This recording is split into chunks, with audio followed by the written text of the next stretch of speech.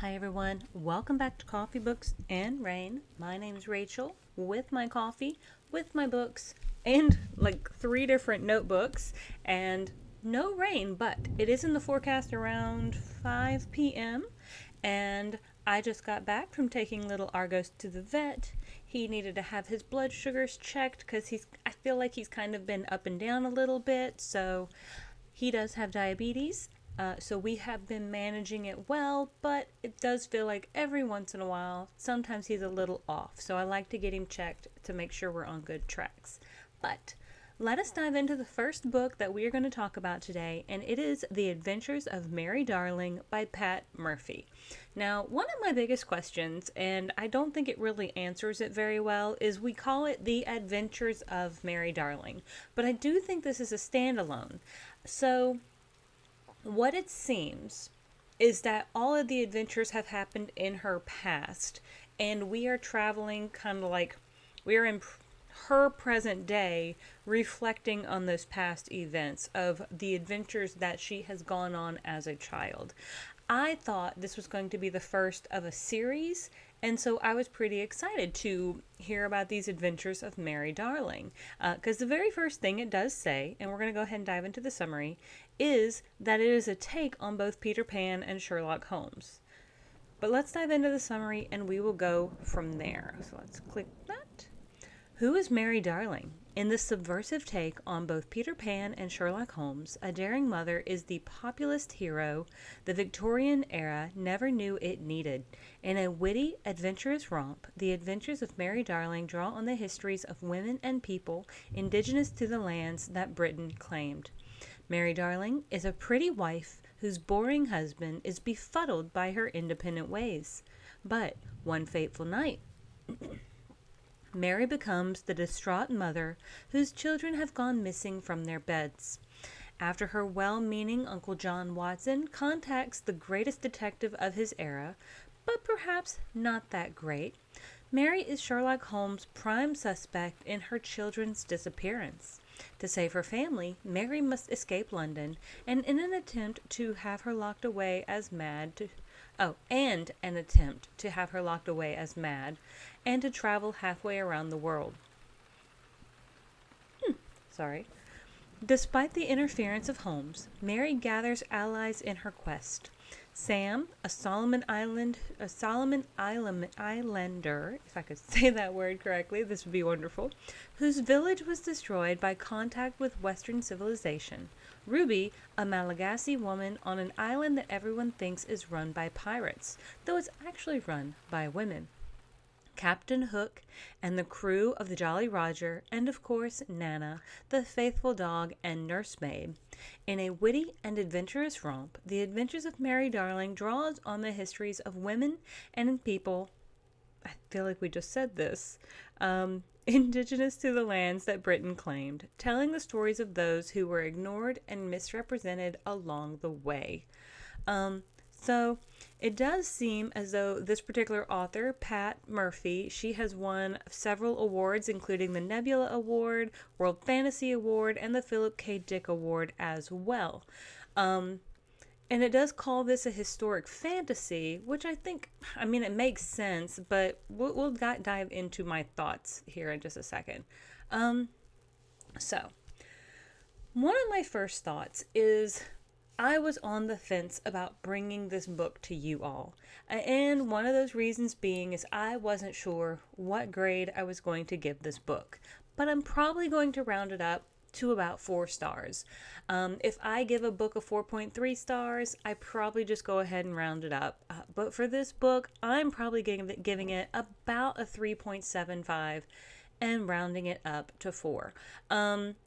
I know some people say if it's a 4.3, they give it 4 or what have you. I don't like this whole star voting system, so to speak. So it's kind of hard for me to tell you guys. But 3.75 is what I'm really giving it. But I will give it 4 stars on Goodreads, as well as Nat Galley for letting me, for giving me the opportunity to read this. I did think it was going to be a little bit more Sherlockian. I thought that there was going to be a little bit more that logical deductiveness that Sherlock Holmes has. But in this particular book, when we meet Sherlock Holmes, he is not thought of well, in my personal opinion, by this author. And that's fine. I do not think Sherlock Holmes as a character is frequently very likable. I think a lot of people, me included, really love the BBC Sherlock Holmes with Benedict Cumberbatch and Martin Freeman. That wonderful, wonderful interpretation in my personal thoughts. He was also fairly charismatic as well.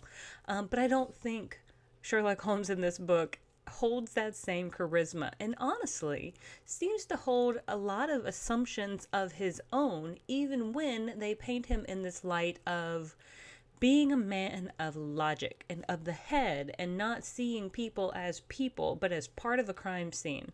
So I found it very interesting when Sherlock Holmes in this book seems to hold a level of assumption against particular people, which I was not a fan of reading. So, going back to Mary, Mary is at a dinner party with her husband, and they get a call. Actually, yeah, I think it is. I think they get a call, or not a call, but they get somebody from their house coming saying, the children are missing. So, Mary and her husband go running, and his name is George, and he is such a wet blanket. I do not like him either.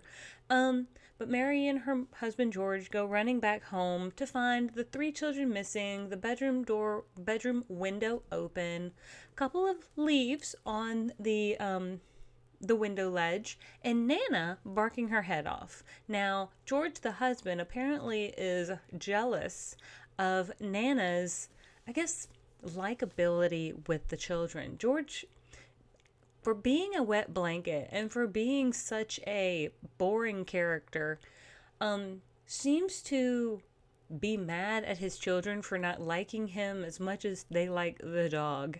And honestly, I get it. I love Nana. Nana is the best dog in the world, and I'm glad that she has her own little job of being their nursemaid or what have you.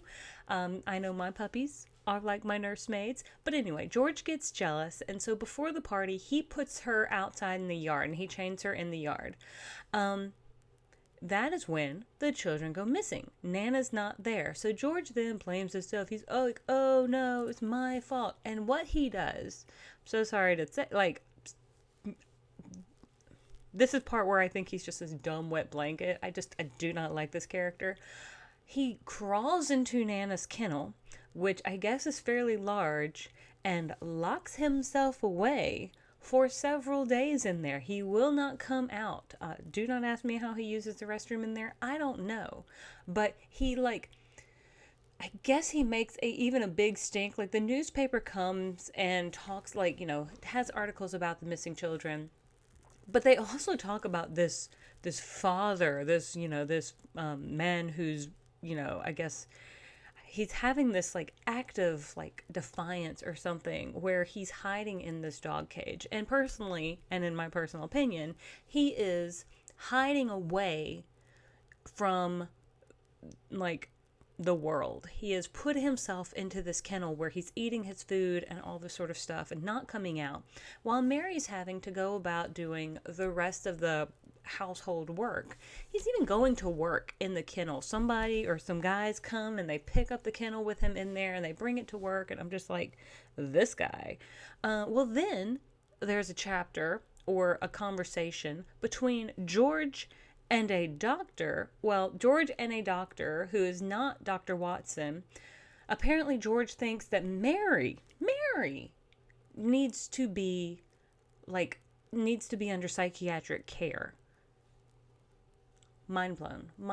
I was so angry, because this woman who has been holding it together, who has been formulating a plan to actually go get her children back, because she, and this is where we start to kind of get into this adventure scenario, she actually has an idea of where they could be. But George thinks that she's probably not acting in the right manner or acting out too much, and not obeying his wishes. So now he thinks she needs to be under mental care. And I'm just like, oh no. Well, anyway, the doctor tells Dr. Watson this. And Watson's like, I got to get my niece away. I got to make sure that she is not here when they come to collect her for this psychiatric treatment. And of course, Mary does not want to be there either. So when he gets back to the house, pretty much Mary's gone. Nana has been kind of tied outside outside of 221B Baker Street, which is of course the Holmes office, and she has taken off to go get her children back. Now she has a couple of friends, like I did mention in the summary, Sam, who kind of know their way around a ship and things of that nature. And Sherlock Holmes, again, this is part where I'm just not a fan of. Sherlock Holmes has this prejudice against Sam that seems to be like, well, he's a pirate, he's untrustworthy. And Sam seems totally cool. He just doesn't seem to like divulge information to everyone, which is totally fine. So Sherlock Holmes was not he was not written in a manner that I felt was honoring the way he was written in Arthur Conan Doyle's works. Now, I do understand that apparently, and I could be mistaken on this quotation, so take this very loosely, Sir Arthur Conan Doyle himself believed that if Sherlock Holmes was the thing he was remembered for, he failed in life. Because Sir Arthur Conan Doyle was also a historian, and thus he wanted to be known for his histories. And what do we know him for? Mainly, but not solely, mainly Sherlock Holmes. So it is potential that he probably does not like this guy either, even though Sherlock Holmes did incredibly well with the audience. But from this particular point on, as Mary has taken off to go find her children, and which seems like off the coast of Madagascar somewhere, we start to get glimpses into what her childhood and past was like before she met up with George, before she came into Watson's care, because after her family died, she did become kind of a ward of Watson and Mrs. Oh gosh, what is the housekeeper / landlady of Watson and Holmes? It's on the tip of my tongue, and of course I'm just blanking on it. But they're both so incredibly lovely. They treat Mary like one of their own. Now, the aspects of Neverland in this book are much more, and I say adult, because they are darker. They are not the Disney-fied versions of Neverland that are, I guess, depicted in, the things that we kind of see in popular media. So it is more like the mermaids will grab you by the feet and drown you. The fairies, though small, are wicked mischievous, and most of the lost boys are starving and really do just want to go home. So there's a lot of these different sort of things going on in this particular book. It's not... And so for this particular book, I saw the word whimsical a lot, which I didn't find it to be whimsical, and I think that's one of my downfalls for it. I think I was expecting it to be whimsical, but Mary Darling herself feels far more fierce. She feels as though she is someone who is determined and knows her own mind, which I really love that. She has a sense of strength that I think is displayed really well. I did not truly enjoy the fact that this book, every time it introduces a character in some manner, decides that we need their entire life's history as well. I didn't mind getting Sam's life history, that's fine, he's a pretty big character, but then we get like this other guy that's on the ship that she's traveling on, or maybe it's not even her ship, but it's like Holmes and Watson's ship, and there's this other guy, so now we gotta get his entire backstory. And so it was just kind of like a lot of characters, and then we get a lot of background for each of these individual characters. And so somebody did mention that it's like a traveling book where we just are moving from one place to the other. And yeah, we do. And personally, even though we're telling these past adventures while we're traveling, I don't know, but I felt a little like underwhelmed. So that's, I guess, where I'm kind of at with this book. Now, my interpretation of this, like the beginnings of this book, was that this beginning of this book, where the three darling children go missing, and Mary and her husband George come to find that the window's open and the children gone, they have gone off to Neverland with Peter. And so, in my personal thought, I thought that was the story we were kind of leaning towards, but we also did get stories of Mary's own past going on something similar with Peter.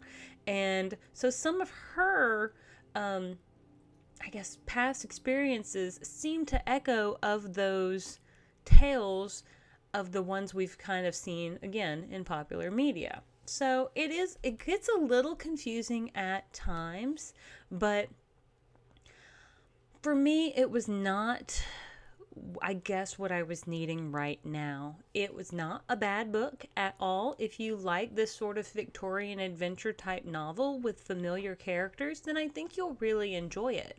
But don't bring too many preconceived notions about what you think about this world, even what you think about these particular characters. I would say Watson is probably the only one who feels as though he stays kind of true to what we may expect of him. However, I feel like many of the others were, again, I mean, this author's interpretations of those characters for sure. Like, it's, it's, what do they call it? Like their, poetic license, so to speak, their ability to write as they see fit, which is what most if not all writers kind of have. It's not a real license. It's just kind of like, hey, this is how I think this should go or could go, or the potential of the what ifs and maybes. But I think I'm going to go ahead and leave it there with you all and let you all decide if this is something that's up your alley.